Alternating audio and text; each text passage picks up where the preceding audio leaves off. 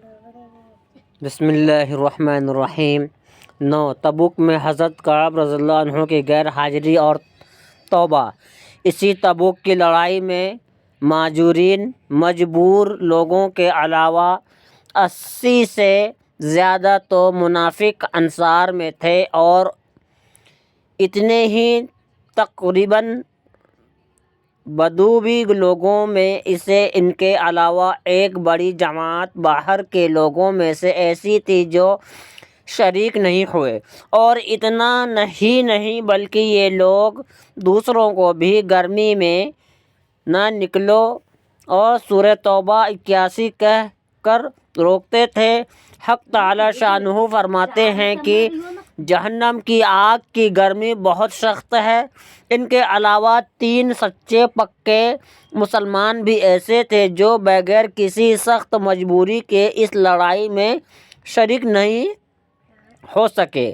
ایک کعب بن مالک رضی اللہ عنہ، دوسرے ہلال بن امیہ رضی اللہ عنہ، تیسرے مرارہ بن ربیع رضی اللہ عنہ، یہ تینوں حضرات کسی نفاق یا عرجو سے نہیں ٹھہرے بلکہ خوشحالی ہی سبب رہ جانے کا بن گئی۔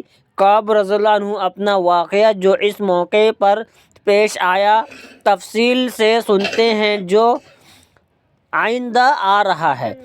مرارہ بن ربیع رضی اللہ عنہ کا باغ خوب پھل رہا تھا۔ ان کو خیال ہوا کہ اگر میں چلا گیا تو یہ سب ضائع ہو جائے گا۔ ہمیشہ میں لڑائیوں میں شریک ہوتا ہی رہتا ہوں، اگر اس مرتبہ رہ گیا تو کیا حرج ہے، اس لیے ٹھہر گئے۔ مگر جب تنبوہ ڈانٹ ہوا تو چونکہ باغ کی اس کا سبب ہوا تھا، اس لیے سب کو اللہ کے راستے میں صدقہ کر دیا۔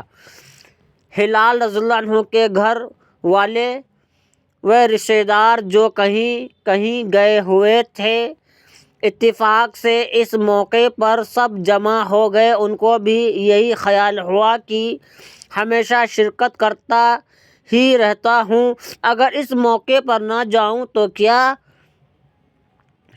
حرج ہے، اس لیے ٹھہر گئے۔ مگر تنبوہ ہونے پر سب سے تعلق توڑنے کا ارادہ کیا کہ یہ تعلق ہی اس لڑائی کے شرکت نہ کرنے کا سبب ہوئے۔ حضرت کعب رضی اللہ عنہ کے قصہ احادیث میں کثرت سے آتا ہے۔ وہ اپنا